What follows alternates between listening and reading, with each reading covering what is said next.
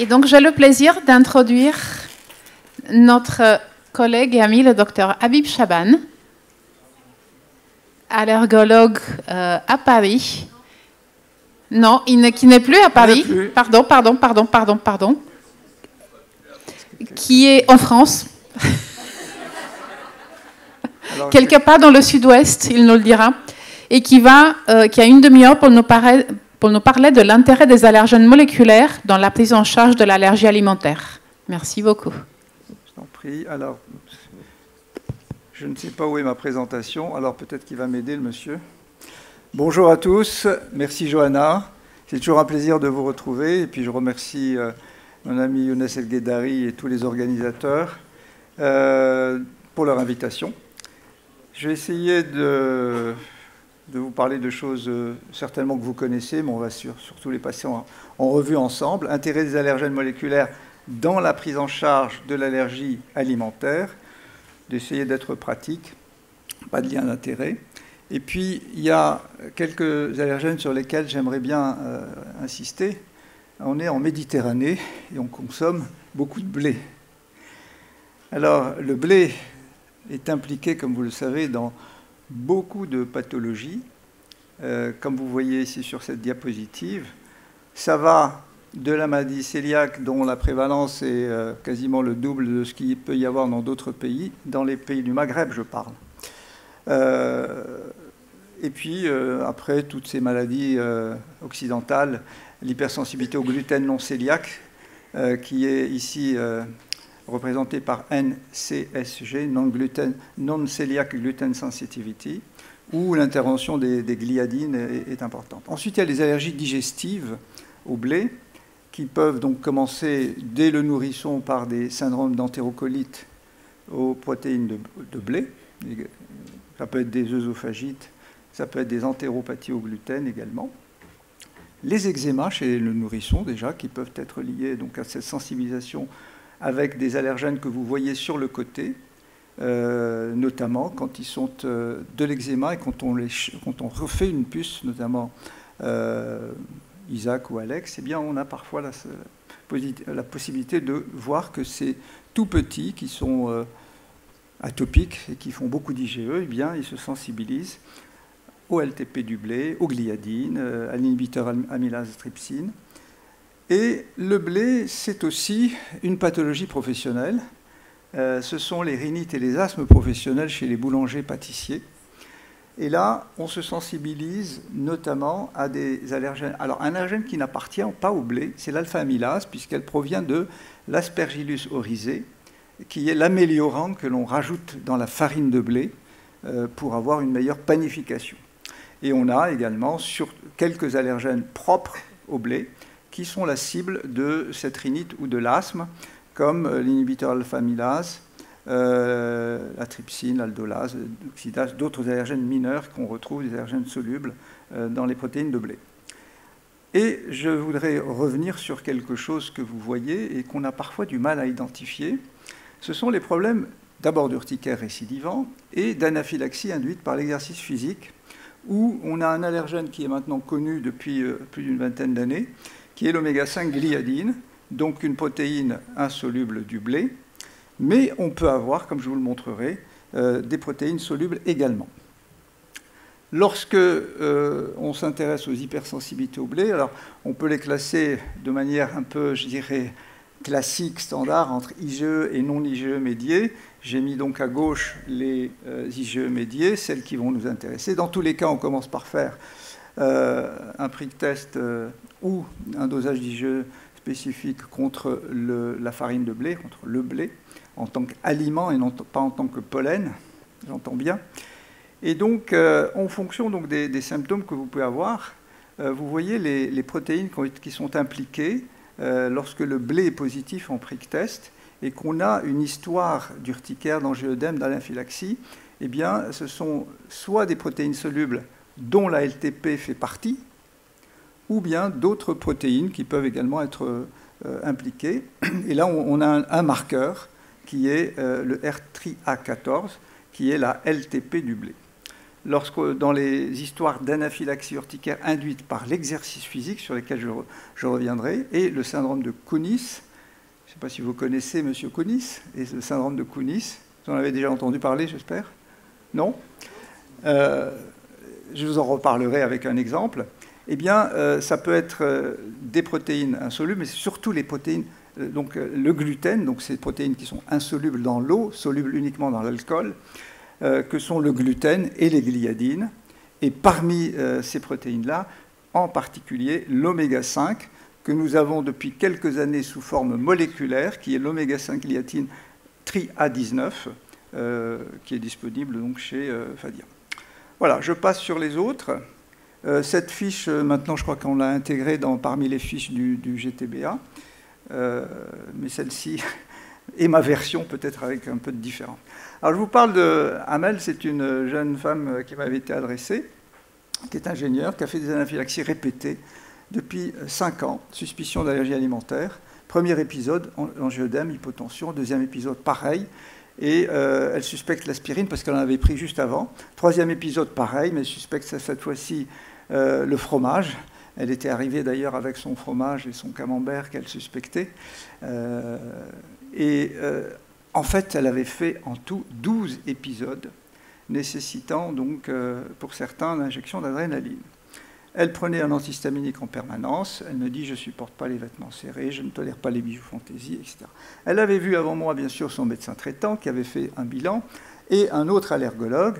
Et ils avaient déjà fait les jeux total. Bon, ils montraient qu'elle était simplement... Elle avait probablement un terrain atopique, elle avait 900 kU, un Fadiatop qui était positif, Trotatop négatif, les protéines du complément, une tryptase normale. Qu'est-ce qu'on peut faire de plus? Eh bien, en tant qu'allergologue, on la teste, parce que le problème, c'est que l'allergologue qu'elle avait vu avant moi n'avait pas fait de test cutané, il avait fait juste un petit bilan sanguin, il lui a dit « vous faites ça et puis vous revenez ». Elle n'était pas très contente, donc elle a changé d'allergologue. Résultat des prix de test, témoin positif, acarien 0, pollen de graminée était positif. Moi, j'avais testé donc plein de choses, des aliments notamment. Comme elle suspectait le fromage, le lait de vache était négatif.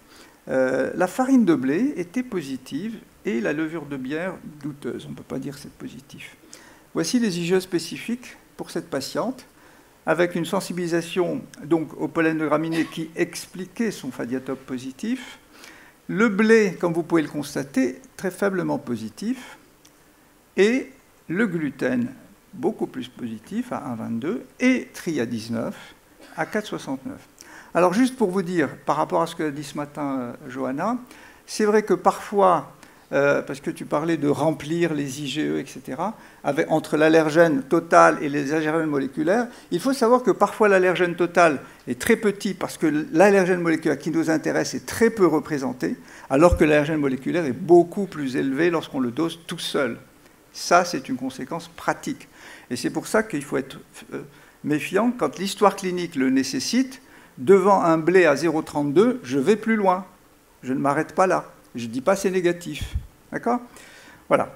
Et cette dame faisait partie des premières que j'avais fait, pour laquelle j'avais fait faire un immuno-empreinte. C'est Virginie Leduc du laboratoire LK qui me l'avait fait. Et comme vous pouvez voir ici, à droite, vous avez le SD-SPAGE avec les gliadines colorées ici. Et à côté, à gauche, l'immuno-empreinte pour notre patiente qui reconnaissait les fractions que vous voyez bien ici, oméga 5 et gliadine, sur les lignes d'à côté. Je ne sais pas s'il y a un pointeur. Oui. Voilà.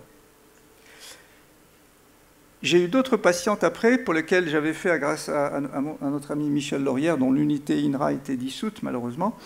Et ça, c'était 42 ans, une patiente, Rachel, qui avait fait plusieurs malaises pendant le jogging, et chez laquelle il n'y avait pas d'oméga 5 gliadine positive, parce que ça, c'est la patiente, et ça, c'était les... alors qu'elle ne reconnaissait que des protéines qui étaient solubles. Et on avait, avec Catherine Pequet et d'autres collègues, publié une douzaine de cas de patients qui étaient anaphylaxie induite par l'exercice physique sans sensibilisation à l'oméga 5 gliadine. Il n'y avait qu'une sensibilisation à des protéines solubles, autres que l'oméga 5 gliadine. Donc ça existe, 80%, voire 90% des oméga 5 gliadines, mais il y a aussi dans le blé une partie des patients qui peuvent reconnaître d'autres choses et qui font quand même des anaphylaxies induites par l'exercice physique. Le mécanisme, eh bien, il y a deux types, comme vous devez le savoir, la forme induite par l'exercice et la forme induite par la consommation d'un aliment et l'exercice physique. Et c'est la conjonction de ces deux facteurs, l'aliment plus l'exercice physique, qui va donner cette anaphylaxie qui apparaît au bout de 20 à 30 minutes, et bien justement au moment où s'épuise la sécrétion de catécholamine. C'est là qu'apparaît le choc chez ces patients. Il y a aussi les urticaires récidivantes. Et avec le blé, j'ai appris beaucoup de choses. Des personnes qui font soit des dermographismes, soit des urticaires récidivantes. Ça, c'est une patiente que j'ai vue, qu'avait vu avant moi un autre praticien qui l'avait classé comme urticaire chronique spontanée. Et en fait, ce n'était pas une urticaire chronique spontanée, c'était une urticaire récidivante chez une dame d'origine asiatique qui était vendeuse dans un magasin. Un jour, elle me dit, écoutez, j'ai de l'urticaire, qu'est-ce que vous avez fait? J'ai juste rangé des cartons. Une autre fois, j'étais chez moi, j'ai juste passé l'aspirateur. Et puis, un jour, elle revient me voir, elle m'envoie les photos, regardez. Après 10 minutes de sport au domicile, regardez l'état de son visage. Urticaire angioïdème. En fait, quand donc ça a un petit peu mis la puce, je me suis dit, il va falloir chercher autre chose. Ce n'est pas une urticaire, une simple urticaire chronique spontanée. Et en fait, elle était faiblement sensibilisée au blé. Regardez le blé, 0,13 seulement. Et regardez l'oméga 5 gliadine à 2,53. Et nous sommes en présence, donc, d'une pathologie avec urticaire récidivante sans anaphylaxie qui est liée à une sensibilisation à une protéine de blé.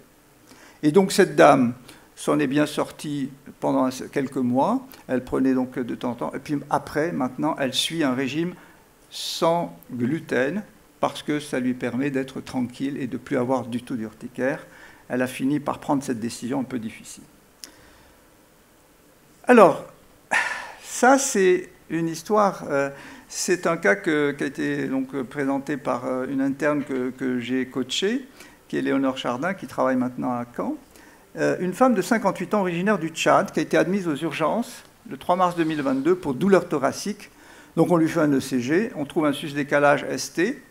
On dose la troponine, elle était à 29 à l'arrivée, puis elle monte à 4100 et quelques au bout de 6 heures. On fait une coronarographie, on trouve une occlusion intrastinte. Cette dame avait 3 stents actifs qui avaient été posés en février 2022, donc finalement un mois avant seulement, et on l'hospitalise. Et pendant l'hospitalisation, donc le 6 mars, elle présente une éruption urticarienne, micropapulaire diffuse, avec majoration de la troponine en même temps. Elle avait déjeuné à 13 heures de macaroni. On n'avait pas changé son traitement, on n'avait pas introduit de nouveau traitement. Quand on l'interroge, cette dame, elle a eu 4 éruptions urticariennes depuis 1 an et demi, uniquement lors de son séjour en France. Je vous rappelle qu'elle vit au Tchad. Mais elle vient en France plusieurs fois, 2 fois par an à peu près, depuis 2 ans. Elle ne fume pas d'alcool, pas de drogue, etc. Regardez la cinétique de sa troponine. Donc, quand elle est rentrée la première fois, hop, troponine est montée.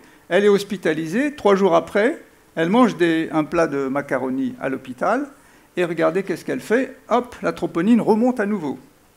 Donc, bien sûr, un bilan allergologique a été fait. Les prick tests étaient positifs à 10 mm à la farine de blé, négatifs à tous les autres aliments testés, ainsi qu'aux pneumallergènes, qui sont utiles à tester, vous avez compris pourquoi, pour les syndromes pollen-aliments.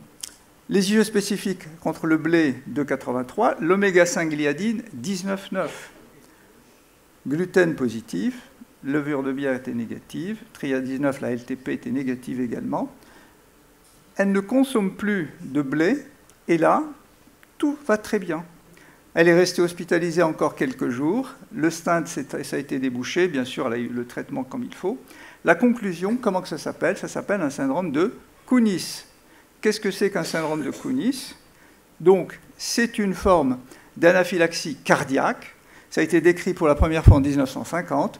Aujourd'hui, on distingue 4 types de syndrome de Kunis. Le type 1, chez des patients qui n'ont pas de facteur de risque cardiovasculaire, ni de lésions coronariennes préexistantes, et qui font une réaction allergique qui va entraîner un angor un infarctus instable.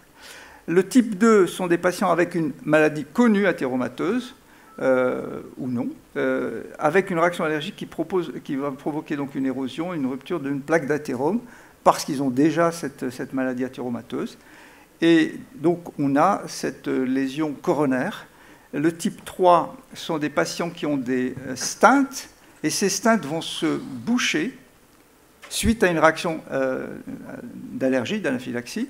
Et le type 4, qui a été récemment décrit, ce sont des patients qui ont un pontage coronaire qui vont boucher le pontage. Et en fait, quand on se rappelle que les mastocytes, et je suis avec les grands spécialistes du mastocyte, Johanna, eh bien, c'est bourré quand même, le cœur est bourré de mastocytes. Et notamment, dans les coronaires, il y en a beaucoup aussi, et dans les plaques d'athérome, il y en a encore beaucoup plus. Voilà. Et donc, quand on a une anaphylaxie par allergie alimentaire, alors il n'y a pas que l'allergie alimentaire qui donne ça. L'allergie aux médicaments, c'était la première qui a été décrite, et ensuite les allergies alimentaires. Enfin, voilà la richesse donc, et ce que nous apprend les allergènes moléculaires et les pathologies un petit peu rares. À quoi ça sert les allergènes moléculaires? Eh bien, notamment quand vous voyez des enfants en consultation et que ces enfants ont par exemple une AP élevée, eh bien, je voudrais d'abord rendre un hommage à tous les pédiatres qui ont été les premiers à utiliser les allergènes moléculaires avant les allergologues. Parce que ce sont les pédiatres qui ont dosé l'alpha-lactalbumine, la bêta-lactoglobuline et la caséine avant même qu'on parle d'allergènes moléculaires. Et ce sont les premiers utilisateurs d'IgE spécifiques d'allergènes moléculaires. Ça sert à quoi? Eh bien, selon le profil de sensibilisation, si vous êtes sensibilisé à la caséine ou aux protéines du lactosérum, eh bien, vous allez pouvoir choisir votre hydrolysa de caséine ou plutôt de lactosérum à votre patient pour ne pas aggraver sa sensibilité et mieux gérer son allergie aux protéines de lait de vache. Donc aujourd'hui, on dispose pour l'allergie aux protéines de lait de vache de dosages unitaires d'allergènes qu'on appelle maintenant moléculaires, mais qu'on appelait autrement simplement la séromalbumine, l'alpha-lactalbumine, la bêta-lactoglobine ou la caséine. Alors celui-ci, c'est un marqueur qui est plutôt responsable de réactions croisées avec notamment les viandes ou avec des phanères d'animaux, parce qu'on a aussi des faux tests au lait qui sont positifs parce qu'il y a une sensibilisation au chat, et l'inverse est vrai aussi. Et donc, lorsqu'on est sensibilisé plutôt à la caséine, eh bien, on sait qu'on va avoir, je vais le montrer sur la diapo suivante, c'est une protéine qui est plus stable, avec plutôt un marqueur d'allergie plus persistante et qui va durer un petit peu plus longtemps, mais on y arrive quand même aujourd'hui avec les ITO. Quand on prend l'exemple de l'allergie à l'œuf de poule, eh bien, dans l'œuf de poule, eh bien, si on prend le blanc d'œuf, on a beaucoup d'ovalbumine, on a un tout petit peu de conalbumine et très peu aussi de lysozyme, mais on a aussi surtout un allergène majeur et stable qui est l'ovomucoïde. Et en fonction de profil de sensibilisation, alors ça a été supprimé, on ne peut plus le doser aujourd'hui, le lysozyme a été retiré, en unitaire il n'existe plus, il me semble. Non, ça n'existe plus, il me semble. C'est comme la lactoferrine du lait qui a été supprimée également. Ouais. Le lysozyme, je crois aussi que ça a été retiré. En tout cas, l'albumine, on peut toujours le doser. L'ovalbumine, il suffit de doser ces deux. Et ça va nous permettre de savoir si cet enfant va tolérer de l'œuf bien cuit ou pas. Et ça va nous aider à gérer la réintroduction donc, des aliments. Est-ce que c'est une protéine qui est thermosensible et donc il n'y a pas de souci, il va pouvoir manger plus facilement donc, de l'œuf cuit dans des gâteaux, ou ça va être plus compliqué, il va réagir et donc il va falloir introduire beaucoup plus lentement ou faire une ITO à l'œuf. Donc cette évolution donc, des concepts, comme vous le savez, donc on est passé d'une vision macroscopique de l'aliment à une vision microscopique. On en a largement parlé ce matin, et ça va permettre de définir un risque individuel selon le profil de sensibilisation. Par exemple, si je prends 3 patients, et j'ai exprès donné le même chiffre d'arachide F13 à 13,7 pour ces 3 patients, eh bien, il y en a un qui, tout en ayant des IgE à 13,7, va pouvoir manger des cacahuètes sans problème. Vous avez un autre qui va faire un syndrome d'allergie orale en mangeant des cacahuètes, et un troisième qui fait une anaphylaxie grave. Donc, pourtant, ils ont au départ un profil qui, si on se base sur la cacahuète, qui est absolument le même. Et en fait, ça ne suffit pas, bien entendu, de doser les IgE anti-cacahuètes F13. Ce n'est pas suffisant pour établir un diagnostic précis d'arachide. Est-ce qu'on est réellement allergique parce que c'est positif? Ce n'est pas parce que le test cutané est positif ou parce que les IgE sont positifs que l'on va qualifier cet enfant d'allergique ou cet adulte et on va lui dire d'éviter. Non, il faut aller plus loin. Et aujourd'hui, on le sait, le risque dépend du profil de sensibilisation. Et lorsqu'on est sensibilisé à des allergènes croisants ou à des allergènes comme les CCD, les carbohydrates, on sait que ça n'a pas de valeur sur le plan de la gravité. Ça ne donne pas de réaction clinique, alors que quand on est sensibilisé à des allergènes croisants, par exemple dans les PR10 ou des profilines, lorsque les allergènes les plus embêtants de l'arachide, les protéines de stockage sont négatives et qu'on a juste des allergènes croisants positifs, ici, on peut avoir tout au plus un certain nombre d'allergies orales. Alors que le risque va augmenter en fonction du nombre d'allergènes moléculaires reconnus dans la cacahuète. Si vous n'en reconnaissez que un, ou que si vous en reconnaissez tous, plus vous êtes sensibilisé et plus vous avez un risque de faire une réaction plus grave. Donc ce qu'on appelle ce spreading, cette diffusion de la sensibilisation à plusieurs épitopes, non seulement plusieurs épitopes, mais plusieurs allergènes moléculaires d'un même aliment, comme pour les allergènes respiratoires, va entraîner davantage de risques de réactions plus graves, surtout si c'est des allergènes thermostables, comme c'est le cas de ces allergènes de l'arachide. Alors, quand on s'intéresse aux aliments, il faut toujours doser faut toujours s'intéresser chez un patient. Est-ce qu'il a des sensibilisations aux pneumallergènes? Pourquoi? Parce que, justement, ça permet d'expliquer certaines réactions à l'aliment. Et si vous connaissez son profil de sensibilisation aux pneumallergènes, parfois, ça vous permet d'expliquer aussi le type de réaction et le risque encouru. Donc, pourquoi? C'est détaillé là-dessus. Quel est le risque associé à l'IgE-réactivité mise en évidence in vitro? Si je prends l'exemple de la noisette, la noisette contient il y a plusieurs allergènes moléculaires qui ont été identifiés. Certains sont des allergènes thermolabiles, comme Cora 1, qui est une PR10 qui croise avec toutes les autres PR10, notamment polliniques. Les réactions sont très légères. Je vais vous le remontrer tout à l'heure. Lorsqu'on se sensibilise à LTP, on peut faire donc des réactions plus graves.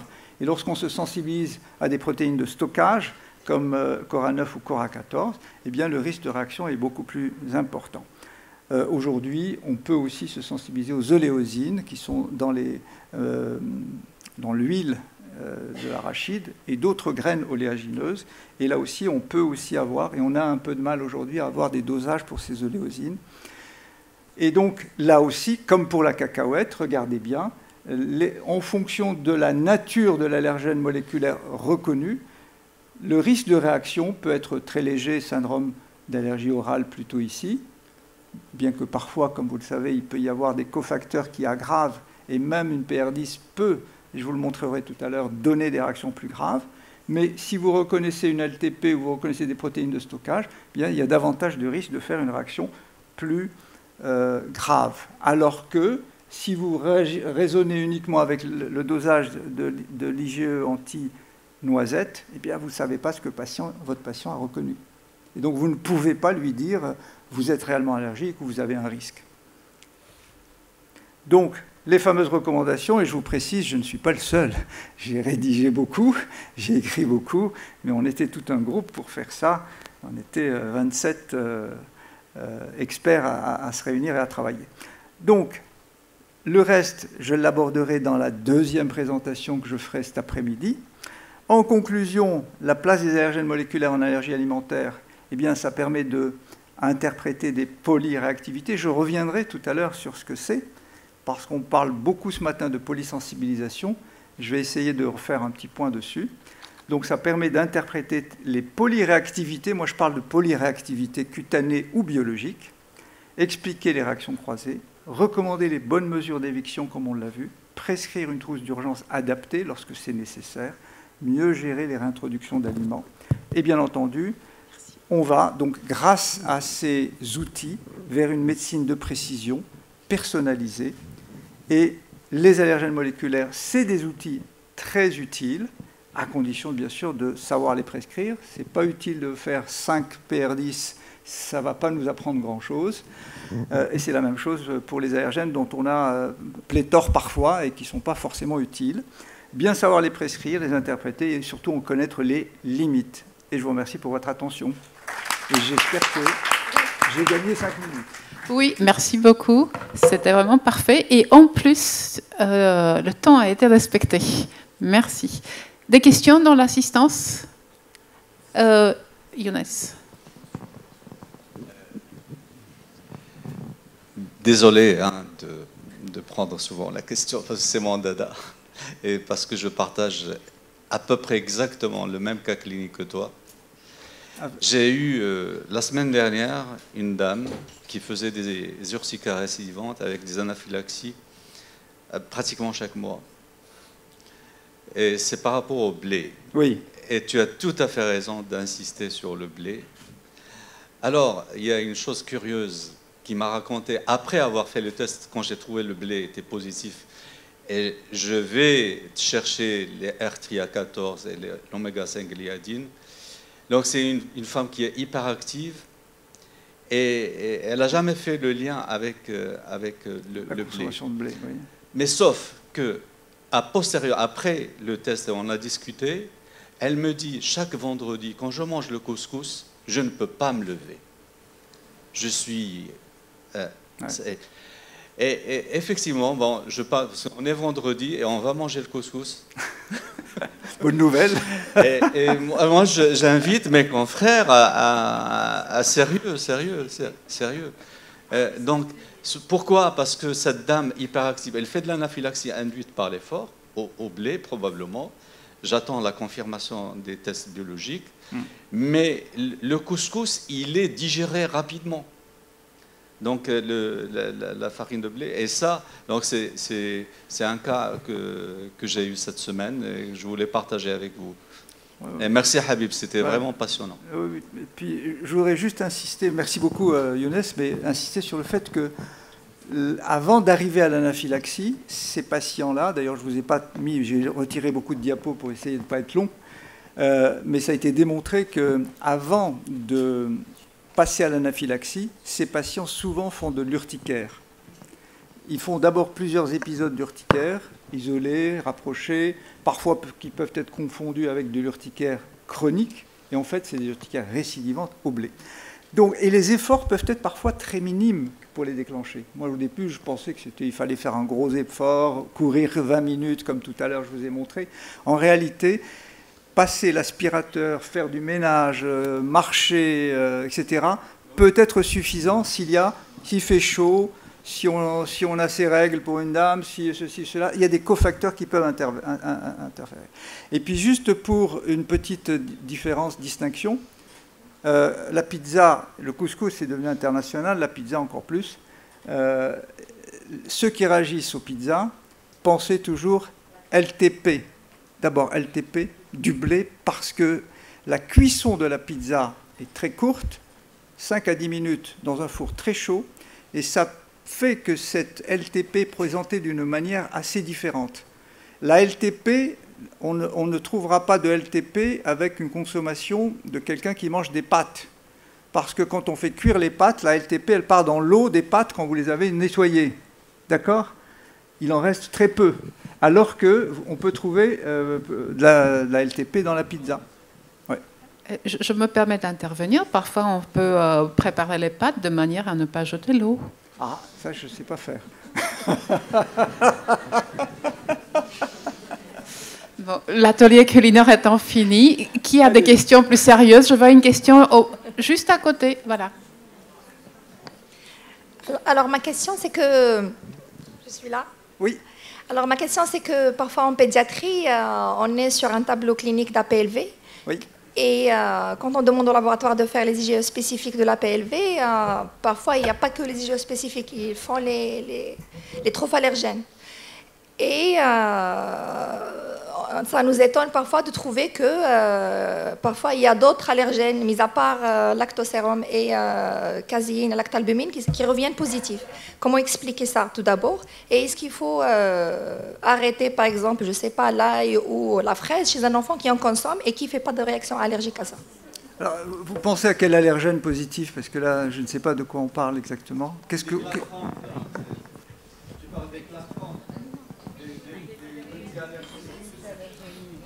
Oui, des tests multi-allergéniques. Alors, il y a quand même pas mal de biais dans ces tests-là, il faut être prudent.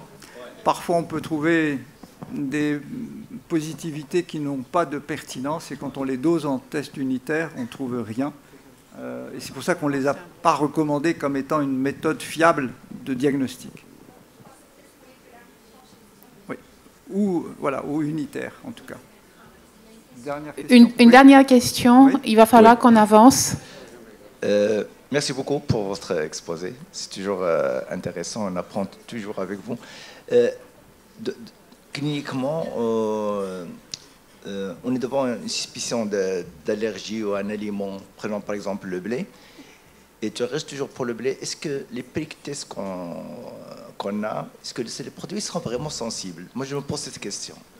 Alors, si je parle par exemple du blé, vous prenez un peu de farine, que vous mettez dans un petit pot, dans le frigo de votre cabinet, et quand vous voulez faire le prick test, vous prenez une goutte de contrôle négatif, vous posez sur la peau, vous trempez votre pointe, vous la trempez dans la farine, et vous testez avec, vous faites le prick comme ça. Et ça suffit, et franchement, ça donne vraiment parfois des positivités au test cutané à la farine de blé, et alors que l'IgE spécifique peut être à la limite de la positivité. Donc c'est relativement sensible pour certains aliments. Donc on le sait, on l'utilise, le lait, on utilise le blé, on peut utiliser l'œuf également, je dirais en tant qu'aliment frais. On l'utilise pour les fruits, alors parfois c'est moins sensible, curieusement. Parfois c'est positif, mais parfois c'est moins sensible, parce que dans l'extrait, quand on l'a, c'est un peu plus concentré, mais aussi on peut perdre certains allergènes. Donc, quand on peut faire les deux, il vaut mieux faire les deux. Alors, on me propose de donner la parole à une dernière question. Question courte, réponse courte. Merci. Merci, Johanna. Je tiens à remercier la Maforcal pour cette belle journée sur l'allergie moléculaire. J'ai rapidement un commentaire par rapport aux allergènes moléculaires. Vous avez bien dit durant toute cette matinée que ça change en fonction des populations, allergènes majeurs, mineurs. Et la pertinence d'un allergène, il faut l'adapter à la population. Je pense qu'il va falloir faire une cartographie nationale, au moins maghrébine, par rapport à tout ce qui est allergène moléculaire, que ce soit respiratoire ou alimentaire, comme ça a été fait en Europe, une cartographie européenne, une cartographie en Asie. Ma question, est-ce qu'avec l'augmentation de la prévalence de l'allergie, dans 50 ans, on va avoir beaucoup plus de maladies allergiques, de personnes allergiques, de personnes normaux, est-ce qu'il y aura une tendance à utiliser beaucoup plus les biopuces multiallergéniques en allergologie moléculaire comme point de départ de la réflexion clinique, l'associer à la clinique pour décider, au lieu d'être vraiment classique, symptômes, tests cutanés, IgE spécifiques. Je pense qu'il y a encore des personnes, et on a acquis aussi, qui prennent cette façon de faire, commencer par le biopuce et revenir vers le patient pour une médecine personnalisée, pour cartographier effectivement ce patient et donner une médecine personnalisée. Alors, merci beaucoup. Question longue, réponse courte. Je vais faire... Pour le patient qui est sensibilisé à un allergène mineur, pour lui, il est majeur parce qu'il ne reconnaît que ça.